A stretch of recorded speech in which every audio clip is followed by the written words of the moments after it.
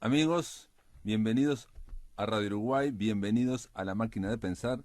¿Cómo andan? Espero que anden bien. El martes pasado tuvimos un encuentro del ciclo Todos Somos Raros en el Centro Cultural de España. En esa ocasión estuvimos con Gerardo Caetano y con Lindsay Cordery. Estuvimos hablando sobre una aventurera, una escritora aventurera, una viajante, una cronista que se llamaba Rosita Forbes.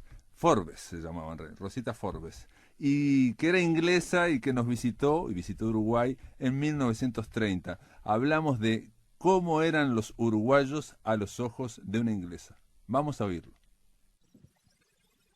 Amigos, bienvenidos al ciclo Todos Somos Raros, aquí en el Centro Cultural de España. Yo quiero, como desde hace 3 años que estamos, este es el 4º año en este ciclo que está destinado, digamos, a reflexionar digamos, a hablar de literatura y música en general. Siempre lo combinamos con la música. En este caso no va a ser así. Vamos a estar conversando en torno a una escritora, una viajera llamada Rosita Forbes. Me va a perdonar Lindsay Cordery, pero voy a decir Forbes en vez de Forbes. Rosita Forbes, como se la conocía aquí. Y antes que nada, bueno, obviamente quiero dar gracias a las autoridades del Centro Cultural de España, a Radio Uruguay, a Andrés Capelán por la difusión en redes, Carolina de Cuadro está allá como productora de este programa, y Pablo García como operador que, digamos, vamos a grabar esta charla junto a Gerardo Caetano y Lindsay Cordery. Hay que decirles que gracias a los dos, en primer lugar, por haber venido. Ese sería el primer agradecimiento, por haber aceptado la invitación. Gracias a ustedes por estar aquí. Y nada, si les parece, arrancamos en torno a esta escritora, que hay que decir, yo no conocía de nada. Es una cronista, una aventurera, una escritora inglesa de principios del siglo XX. Murió en 1967 y bueno, nació en 1890.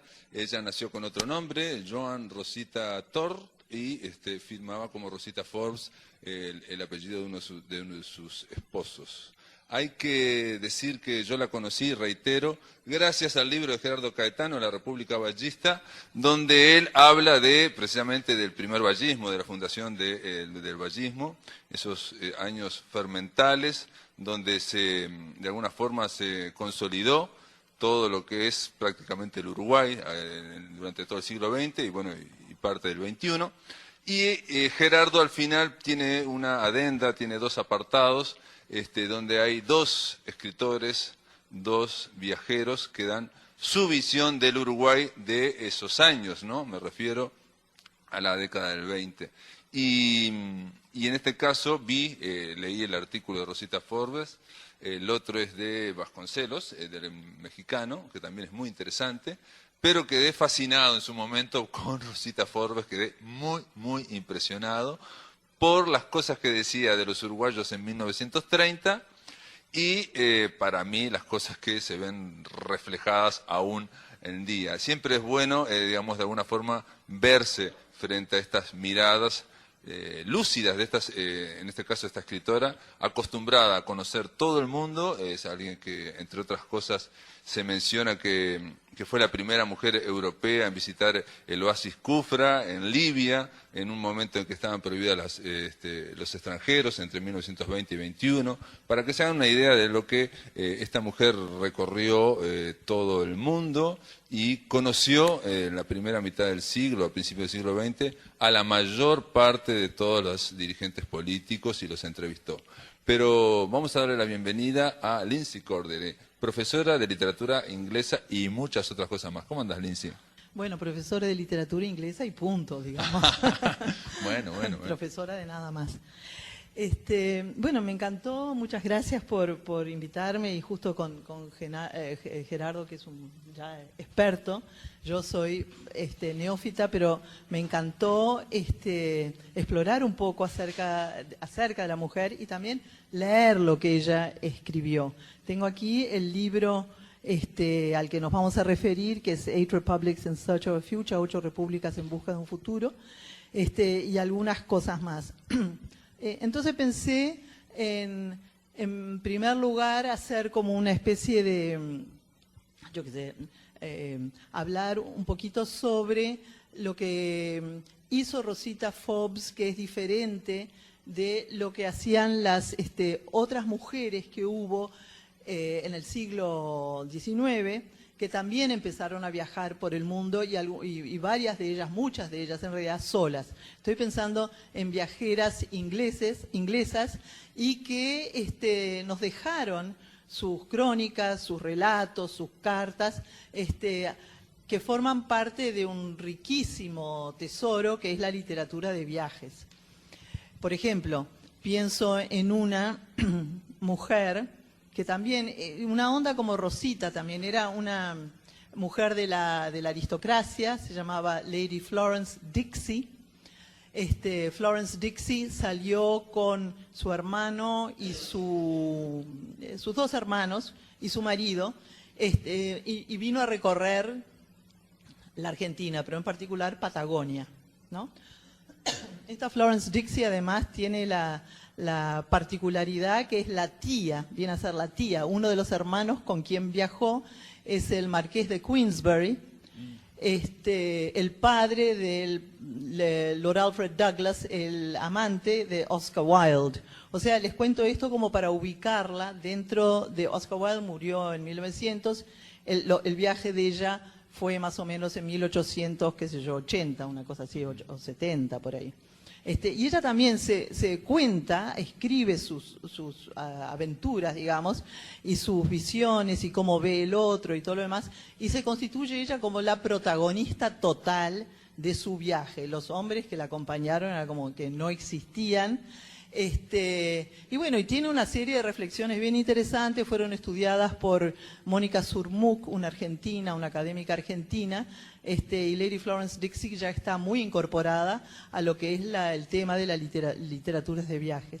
Y después, y además quería comentar que ellos cuando vinieron en barco, por supuesto, pararon en el puerto de Montevideo, que les pareció horrible Montevideo, porque pobres, como venían de Brasil, donde había una epidemia de alguna enfermedad muy contagiosa, tuvieron que quedarse en una isla llena de piedras, en cuarentena, nos pareció espantoso, mi hermano salió corriendo a Buenos Aires y de ahí seguimos viaje.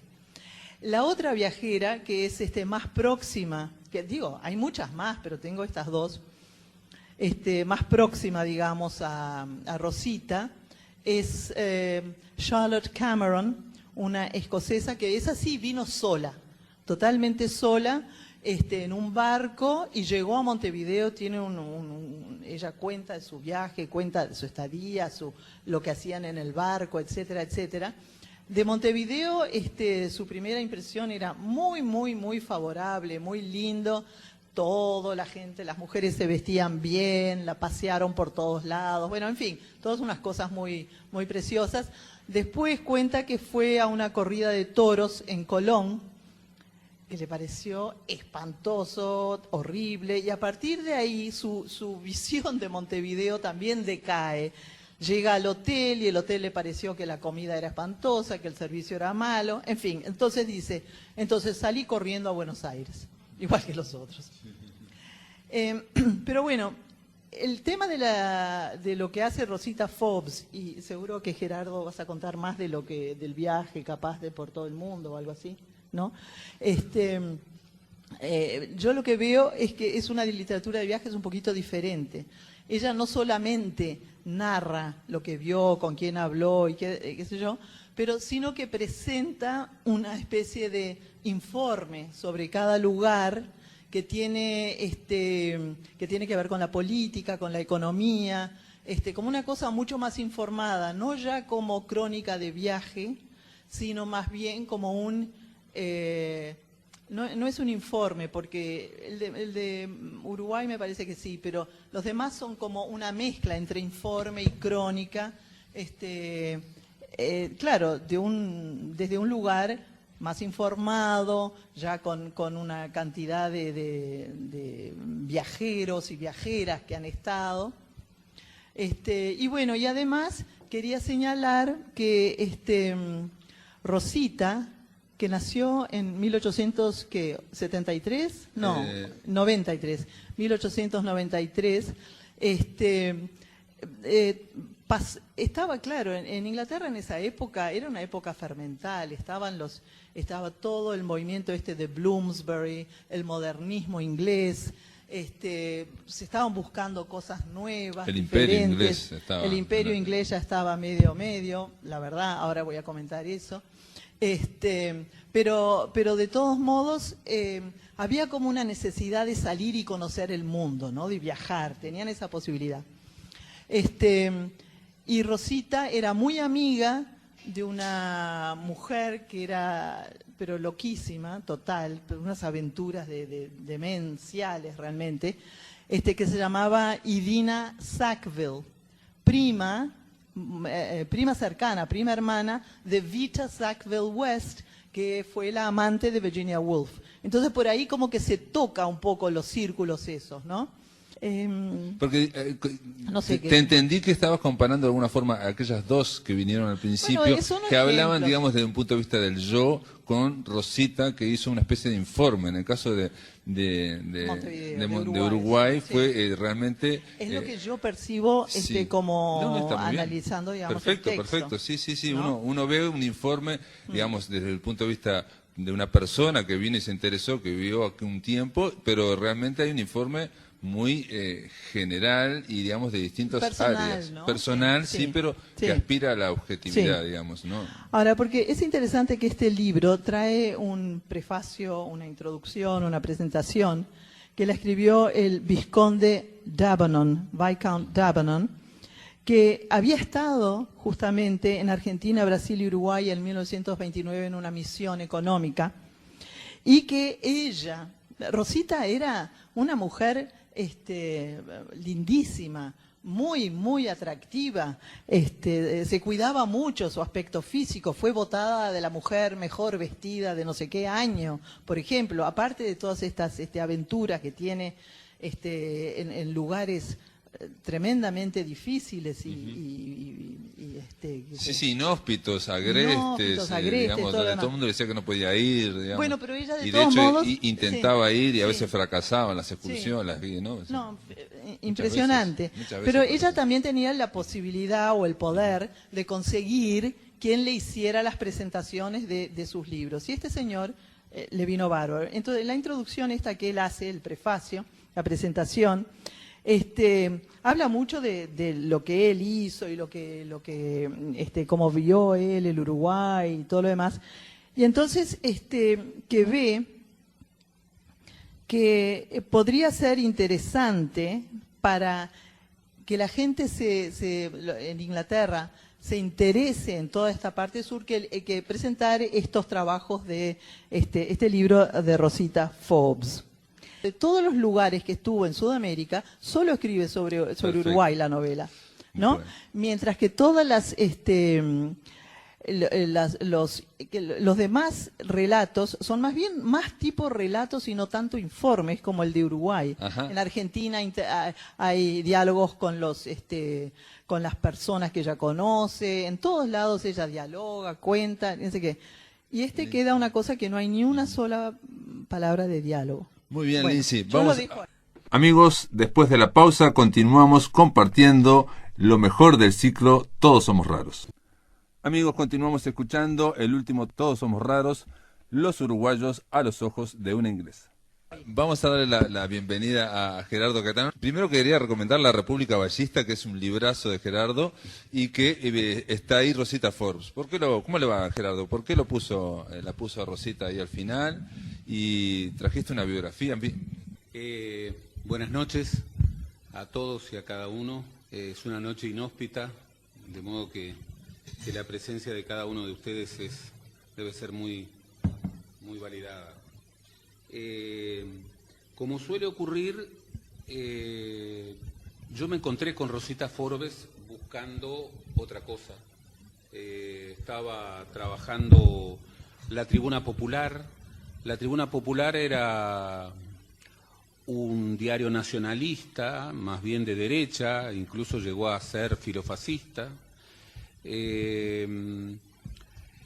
Y allí encontré algo que siempre nos ha fascinado a los uruguayos, que era la narración de una viajera. Claro. Los uruguayos desde el siglo XIX tenemos un idilio con los viajeros que tiene mucho que ver con nuestra condición como país, con nuestra aventura. Nosotros siempre a los viajeros los requerimos como espejo. Exacto, sí, lo que yo decía, digamos, de la lupa, digamos, de Exactamente. la obsesión por reflejarse. Y les preguntamos ¿cómo nos ven? ¿Cómo nos ven y cómo somos? Si somos. Sí. Porque necesitamos en ese espejo, bueno, que nos vean. Y si quieren quedarse, ¿por qué se quedan? ¿Y por qué se quedan? Y siempre se busca, bueno, un elogio. Y, por cierto, que nos identifiquen bien claramente de que nosotros no somos argentinos. Exacto, sí, ese es el problema número uno. La visita de Rosita Forbes fue muy impactante. El editorial que a mí por el que yo descubrí a Rosita Forbes se titulaba "El Uruguay es un país gobernado por locos", lo cual refería a un célebre editorial del diario británico The Times sobre Uruguay, por cierto muy crítico, en donde había titulado una descripción sobre el Uruguay, The Fool Paradise, el laboratorio de los locos. Y el vallismo, y particularmente Valle y Ordóñez, tomó eso como un enorme elogio. Y no porque no supiera el carácter doble de esa referencia. Lo sabía, pero justamente reivindicó eso de ser un país laboratorio. Un país laboratorio.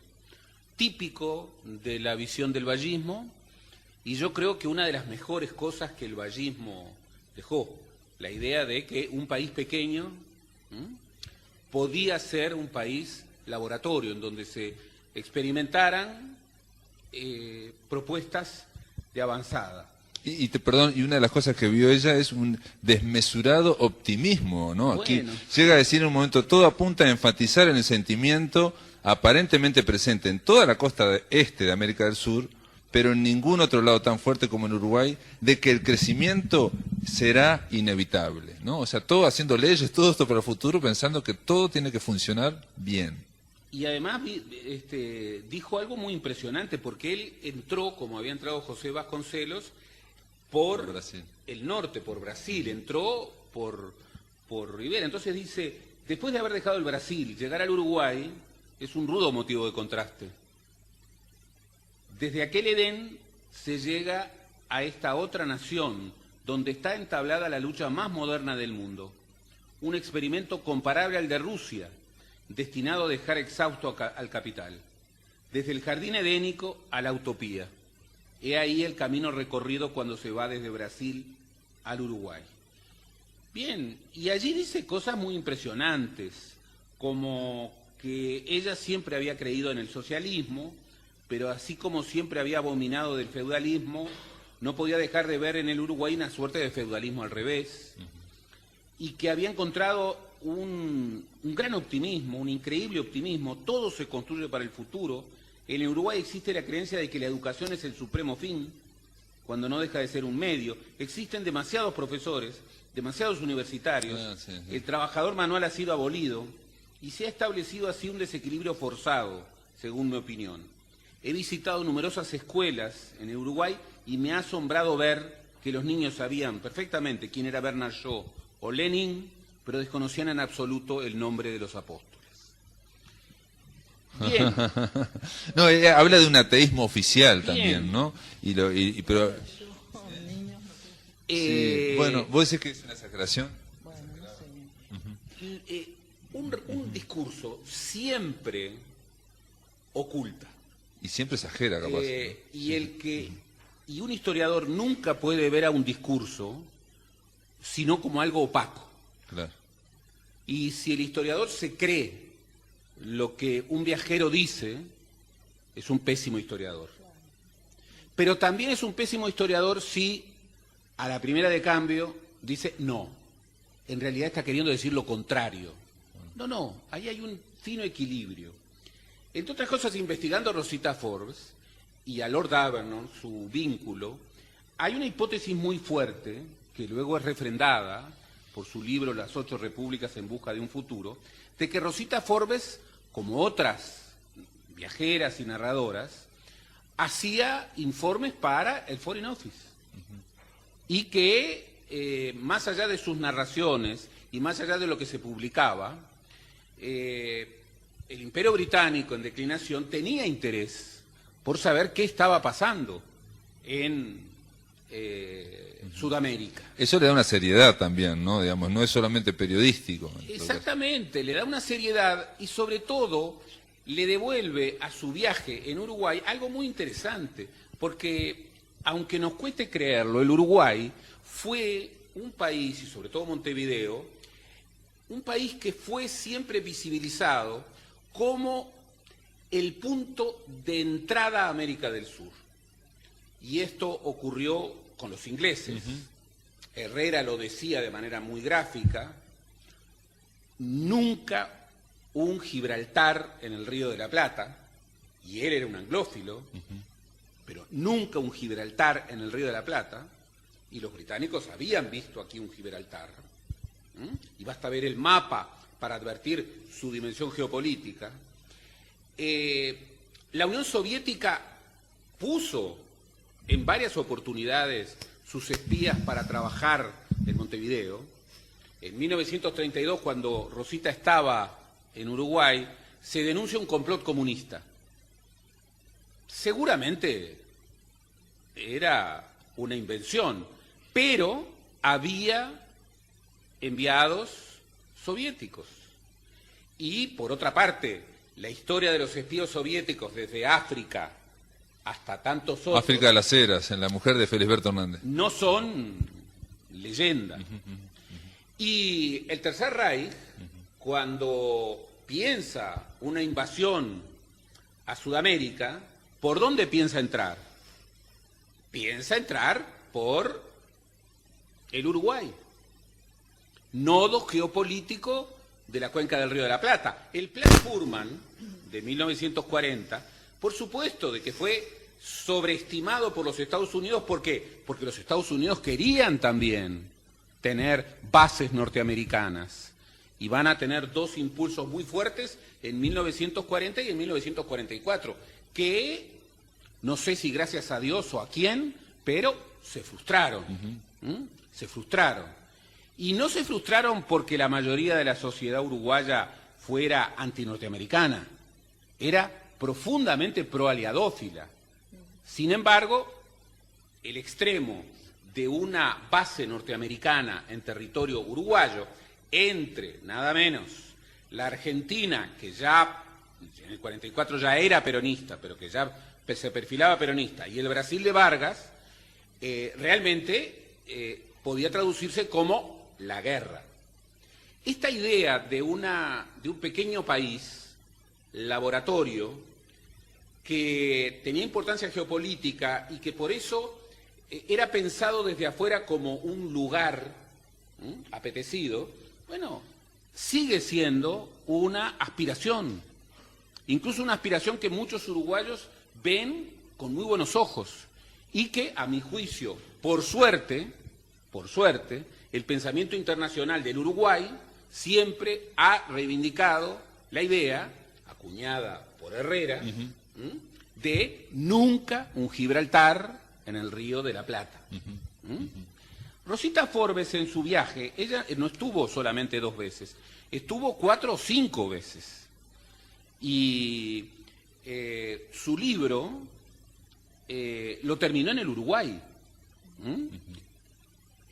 Y en el libro le dedica 2 capítulos que tienen títulos muy impresionantes. El primero, La utopía uruguaya, y el segundo, La Rusia de América del Sur. En La utopía uruguaya, bueno, se queja del exceso de estatuas, dice que le hace acordar Montevideo a Estambul, y le hace acordar a las estatuas de Artigas con las estatuas a Mustafa Kemal. dice que la supervisión, como en todos los países socialistas, es excesiva. Dice que a los uruguayos no les gusta que los manden. Uno puede decir lo que desee y es muy probable que lo obtenga, pero esta curiosa democracia que tuvo su origen en los propietarios impregnó a los gobiernos exitosos y permeó hacia los trabajadores, con un estándar y un costo de vida, y obviamente aquí Greenley pesaba, que eran más altos que en la mayoría de las repúblicas sudamericanas. Por cierto, condición que todavía hoy conservamos y que no ha sido rara en la historia latinoamericana. El Uruguay, históricamente en América Latina, por su orismo que le viene desde el siglo XIX, es un país justamente caro. Ha sido históricamente un país caro y ha encontrado en esa valorización, en esa relación con la moneda fuerte, una base de estabilidad, sobre todo frente, a sus dos vecinos que han sido, caros, baratos. Sí. Ahora ella una y otra vez, digo, lo que yo he leído, acusa o plantea que el experimento uruguayo, que es un país de una utopía de trabajadores, le falta conciencia del capital, por decirlo de alguna forma. Entonces dice, por ejemplo, pretende ser un país cosmopolita, pero no soporta que un extranjero haga dinero, por ejemplo. O dice, a las inversiones extranjeras se le quiere poner muchos impuestos, estamos hablando del año 31, ¿no? Y sin embargo a los estancieros no, nadie dice nada de los estancieros. O dice en otro momento, que eso me sorprendió, que no hay impuesto a las rentas, pero los impuestos por vía indirecta son muy altos. Claro, y está describiendo al Uruguay. Pero estamos en el 2019. ¿De dónde saca la información esa ella? Obviamente. Me refiero a la seriedad. Importante. La saca como todo periodista puede sacar una información en 2 días con interlocutores válidos. Por ejemplo, ¿cuál era la reforma impositiva del vallismo? Gravar a los estancieros, aumentar que el impuesto progresivo a la tierra fuera el gran impuesto. Incluso en la convención del 25 dijo, la tierra, la propiedad, es un gran robo. Y citó a Proudhon. ¿Cuál fue el gran fracaso del vallismo? Su reforma fiscal. ¿Cuál fue la clave de la... Hasta el 2005 no hubo realmente un impuesto, 2007. ¿Cuál fue el fracaso de la reforma fiscal? Y que el impuesto que hasta el día de hoy, 15 años después del gobierno del Frente Amplio, es el impuesto fundamental, es un impuesto al consumo. Es el IVA. Es el IVA. Indirecto. Es el IVA, y eso ha sido la historia del país. Y también, la hostilidad al rico, ha sido históricamente un estereotipo uruguayo. Veremos si subsiste, porque hoy tenemos la novedad de 2 millonarios que juegan a la política. Y veremos. Dice, por ejemplo, hipnotizado por el poder del voto de los trabajadores, no parece haber necesidad de ninguna otra clase de ciudadano. Como que en Uruguay no hay, no hay papel para otra clase de ciudadanos. Claro, una y otra vez está hablando de lo mismo, de que falta la idea del capital. En otro momento, al final, culmina diciendo, perdón que te diga, lo que en teoría es un país de trabajadores, si lo que en teoría es un país de trabajadores no desea convertirse en un país sin trabajo, la posición del capital debe ser reconocida. De otro modo, esta utopía va a colapsar. Claro. Lo dice en el año 30 y ¿qué pasó con el vallismo? 15, 20 años después colapsó. Greenley, y viniendo de aquella Inglaterra, por cierto que no era socialista, y por cierto que la visión del Uruguay, que sin embargo la conmovió, y vamos a ver cómo, no era la visión de una sociedad que le provocara admiración. Ella dice, Uruguay sería el paraíso del trabajador si hubiera trabajo. Por la calidad y cantidad de sus experimentos sociales, esta pequeña república es la Rusia de América del Sur. Montevideo, es la dramatización de Carlos Marx. Pero este socialismo uruguayo tiene bases curiosas. El individualismo especulativo del estudiante, cuya mente funciona solamente en canales que se suponen franceses, y las tradiciones patriarcales de todas las clases indígenas. Tal como se organiza en Uruguay, el socialismo es una combinación poco práctica, de tolerancia y persecución. Y luego dice que, obviamente, que lo que le ha sorprendido son los niveles de educación en Uruguay, pero también cómo los uruguayos tienen el verano más largo del mundo. Sí. Y las vacaciones más largas del mundo. Y las vacaciones más largas del mundo. Y cómo, digamos, son un país absolutamente laico. Habla de cómo el diario de Valle llegó a protestar porque el entonces candidato Gabriel Terra llegó a acompañar a su hija el día que se casó. Sí, que no quieran que se... Y que pisaron una iglesia. Luego se sorprende por ese deshacimiento de los rubros, de los factores que sustentaban cualquier construcción económica capitalista, pero termina diciendo cosas muy impresionantes sobre Montevideo. Empieza a decir que pensó seriamente en quedarse en Montevideo. Me enamoré de Montevideo. Es una ciudad preciosa, rodeada de unas playas lisas de color marfil y de bosques de eucaliptos de un azul grisáceo. Se prolonga suavemente hasta Carrasco, bordeando el campo. Estaba decidida a quedarme a vivir allí, entre el río color de té, los prados de algodoncillos y los árboles de caucho. Esos pobres orgullosos con la corteza desgarrada, como los ajados brocados de los palacios. Y luego dice, lo que ocurre es que Uruguay es un país en extremo inverosímil, además de fascinante. Es como un cruce entre Carlos Marx y Kemal Atatürk. Esta encantadora e ilógica república que juega con el tiempo como si fuera una política que puede rebobinarse, ralentizarse o acelerarse prodigiosamente a placer. Y por las leyes también, la fascinación por las leyes, y una y otra vez ella habla de que no hay visión a largo plazo, que somos muy cortoplacistas, que nos gusta experimentar, y habla mucho de pijamas también, ¿eh? Digo, claro. Tres cosas, dice, menciona mucho a las arenas de las playas, que son fascinantes. Llenas de gente, y gente caminando por Malvin, por Pocito. Bronceada. Por entonces eran en pijama. En pijama, sí. En pijama, algo que bueno, que era muy típico en la época. En los suburbios de Malvin, un barrio conocido como la ciudad pijama, nadie se molesta en vestirse y cuando alguien vende pijamas pregunta, ¿son para dormir o son para la calle? Eso dice ella, ¿no? Pero menciona como 4 veces los pijamas de gente. Sería, se vestían de esa manera, decís tú.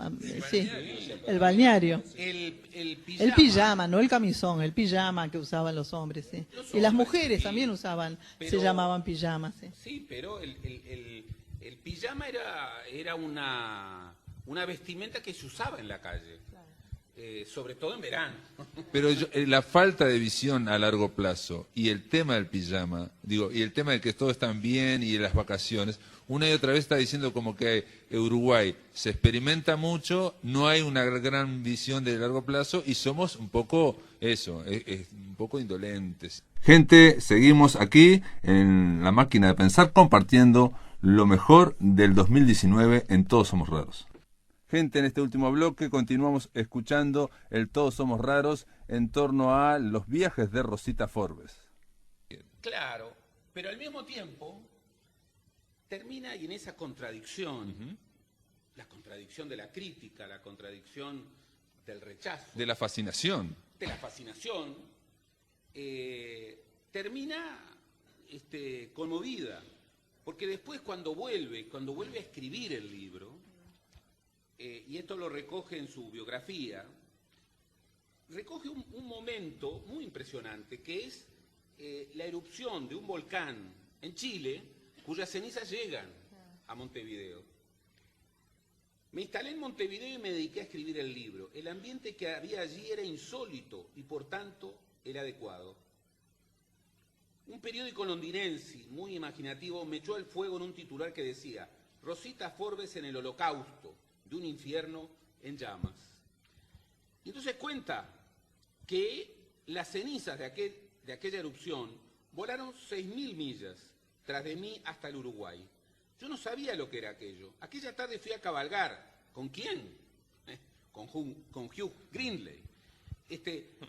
Rosita casi hizo lo que hizo la feminista Belén de Zárraga, que vino con el marido en 1912 y una vez que se aprobó el divorcio por la sola voluntad de la mujer, lo primero que hizo es que se divorció y que le dedicó a José Valle Ordóñez su libro de elogio al feminismo. Y entonces termina diciendo lo siguiente. Dice que fueron al campo con Hugh Grindley, y que en determinado lugar, en medio de matorrales que se agarraban a las dunas, sintió una cosa muy fuerte y dijo: es el fin del mundo. Tengo miedo. Hugh se rió de mí bajo aquella luz irreal que ya no procedía del cielo. Refulgía desde el mar y de la arena, y veíamos cómo diluía cualquier dimensión conocida. Sentí que terminaría enterrada bajo millones y millones de aquellos copos impalpables que caían en un cielo sin nubes. Las cenizas de la erupción chilena. Aquellas cenizas habían recorrido 1.600 millas desde los volcanes andinos en erupción. Y Hugh le dice: parece 20 años más vieja, admirado por el color gris de mi pelo. Y ella dice: yo me siento como si fuera 1000 años más vieja, le dije. Mi caballo llevaba la cabeza agacha. Estaba, como yo, abatido bajo el peso del tiempo, pero igual que yo, fascinado. Esto es lo último que recuerdo de Sudamérica. Genial. Entonces, Genial. Por supuesto, Hasta el trueno. como todo relato, Impresionante. es una contradicción. Incluso si uno se lo lee en serio, había mucho de sarcasmo. Claro. Sí. Está Ironía lleno de inglesa, sarcasmo. ¿no? British. Pero también hay fascinación. Hay fascinación. Y esa fascinación no la tenemos que leer como generalmente las leen los uruguayos, que dicen: somos distintos a los argentinos. No como decía Borges, que éramos casi argentinos. Vasconcelos, 10 años antes, se llevó una imagen, claro, en otro viaje por toda América Latina, que es nada menos que la raza cósmica. Y sacó una mala impresión, pero dijo: yo venía al Uruguay a buscar a mi esposa. No era ninguna esposa, no conocía ninguna mujer uruguaya. Venía al Uruguay a algo muy importante para él. Venía a encontrar a su amor. ¿Por qué? Sí. Porque creía que ninguna mujer iba a ser tan maravillosa para mí, sino aquella que hubiera nacido en la patria de Rodó y en la patria de Juana de Ibarburu. Sí. Y me encontré con lo menos cósmico y lo menos indígena de toda América Latina. Claro, había venido a buscar indios, Claro. y una dimensión cósmica en el país más aluvional y en un país con una marca profundamente laica, ¿no? El país más laico de América Latina. Claro.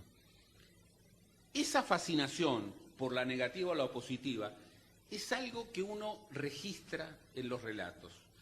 Es como que el Uruguay enfada o genera cercanía. Pero curiosamente, lo que no genera, y eso no deja de sorprender, es indiferencia. Es indiferencia, claro. Sí, Este país del más o menos, Sí.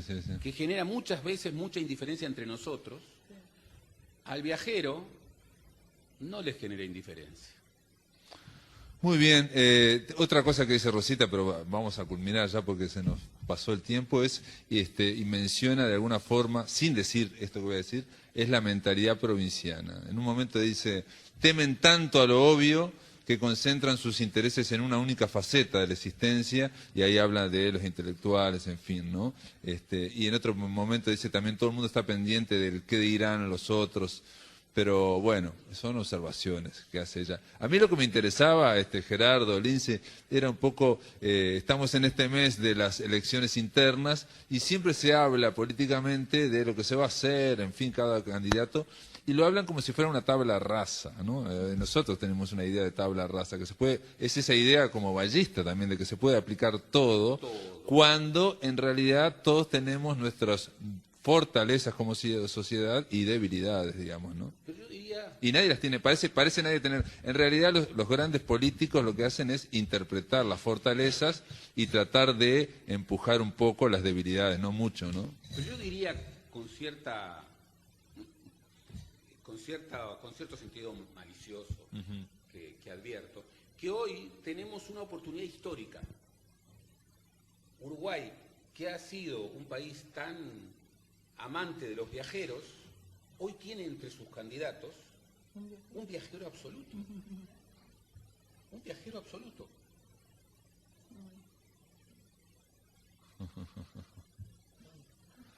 Bueno, no vamos a decir quién es. Porque todos lo saben. No, pero también, Gerardo, un poco una reflexión al final, y Lince también, obviamente, cuando el Frente Amplio asume el gobierno, venía con esa idea también a veces de los que va a venir el cambio y se va a hacer un montón de cosas y va a hacer no sé qué, y si vos te haces un programa perfecto, se va a aplicar perfectamente. Un poco la idea, no voy a decir que de tabla rasa, pero hay esa idea como ballista. Y cuando se empezó a aplicar ese programa famoso, lo que hay, hubo una gran decepción, o mediana o grande, bueno, uno lo puede medir, de que se fue como mediatizando, se fue la reforma del Estado, la madre de todas las reformas, todo se fue como empantanando, el impulso y su freno que dijera Real de Azúa, pero se vio en los hechos. Pero ¿y después? ¿Después vuelve. qué? ¿Vuelve el qué? Y vuelve.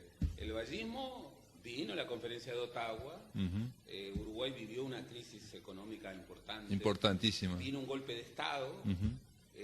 Por dado eso. por la policía. Claro, pero por el eso. vallismo neto se fue a la abstención con el nacionalismo independiente, pero luego Volvió el 20 años vallismo. después, sí. Volvió con Luis Valle. Después vino otra crisis. Pero lo que planteó Rosita, que iba a colapsar el modelo, le acertó. Colapsó, pero el modelo colapsa, pero vive y lucha. Ah, no, se mantiene, claro, sí. Y sí.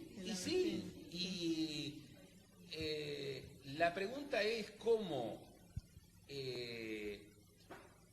los uruguayos que han odiado ese modelo, que lo han odiado profundamente, Real de Azúa era muy crítico, por ejemplo. Tucho Metol, Greenley, Quijano también. No. Quijano era más crítico. Eran críticos. Sí. Nunca pudieron prevalecer. Ah, no, de acuerdo. Sí. Nunca pudieron prevalecer. Entonces, allí hay una construcción llena de problemas, pero que también tiene su arraigo. Una base real, sí, que con la que hay que contar, obviamente. Ella dice en un momento que, eso no lo dijimos, pero dice que están todos contentos porque se acaba de municipalizar el mejor hotel que tiene Montevideo, el Hotel Casino Carrasco. Y ella dice, será un fracaso municipal. Y otra cosa que acertó, digamos, ¿no? Pero bueno. Sí, Total. lo dice en forma sarcástica, total, sí. Total. Sí. Total. Bueno, muchas gracias Gerardo Caetano, muchas gracias Lince Cordel, gracias a todos por estar aquí y se terminó el Todos Somos Raros. El próximo, en julio, hablaremos de la microficción y los textos colibrí. Gracias por estar. Amigos, espero que les haya gustado, espero que les haya interesado. Realmente fue un Todos Somos Raros especial. En esta ocasión no hubo música, pero hubo mucha reflexión y descubrimos un nuevo personaje que realmente va a ser, por lo menos estudiado, investigado. Me dijo Lindsay Cordery que a ella le interesó mucho Rosita Forbes. Esto es todo, amigos. Espero que lo pasen muy, pero muy bien.